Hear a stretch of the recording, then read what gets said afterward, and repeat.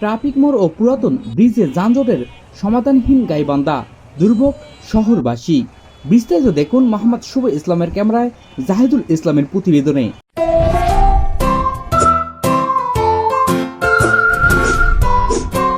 গাইবান্ধা শহরের যানজট পরিস্থিতি বর্তমান গুরুতর আকার ধারণ করেছে, বিশেষত ট্রাফিক মোড় ও পুরাতন ব্রিজ এলাকায়। প্রতিদিন শহরের প্রধান সড়কগুলোতে, বিশেষ করে এই দুটি গুরুত্বপূর্ণ স্থানে যানজটের একটি নিয়মিত ঘটনা হয়ে দাঁড়িয়েছে। দিনের বিভিন্ন সময়ে শত শত যানবাহন এই এলাকাগুলোতে আটকা পড়ে, যার ফলে যাত্রীদের এবং সাধারণ মানুষদের দুর্ভোগ ক্রমশই বৃদ্ধি পাচ্ছে। গাইবান্ধা শহরের রাস্তার অবকাঠামো যানবাহনের ক্রমবর্ধন চাপ সামাল দেওয়ার মতো উপযোগী নয়। ট্রাফিক মোড় এবং পুরাতন ব্রিজ শহরের গুরুত্বপূর্ণ সংযোগ স্থল হওয়ায় যান চলাচল অত্যাধিক হয়, কিন্তু জায়গা সংকীর্ণ ও প্রশস্ত রাস্তার কারণে যানজট লেগেই থাকে।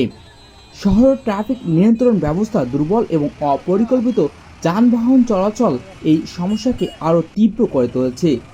যথাযথ ট্রাফিক সিগন্যাল না থাকায় ট্রাফিক পুলিশদের কম সংখ্যক উপস্থিতি এবং যানবাহনের বেপরোয়া পার্কিং যানজটের মূল কারণ হয়ে দাঁড়িয়েছে। বিশেষ করে পুরাতন ব্রিজ এলাকার দোকানপাট ও বাজার সংলগ্ন রাস্তা দখল করে অবৈধভাবে গাড়ি পার্কিং করা হয়, যা রাস্তার কার্যক্ষমতাকে কমিয়ে দেয়। ফলে যান চলাচল স্বাভাবিক হতে পারে না।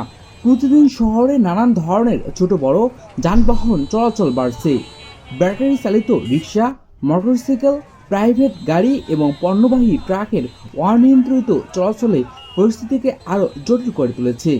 দীর্ঘ যানজটের কারণে যাত্রীদের কাজের স্থানে পৌঁছতে যথেষ্ট সময় লেগে যায়।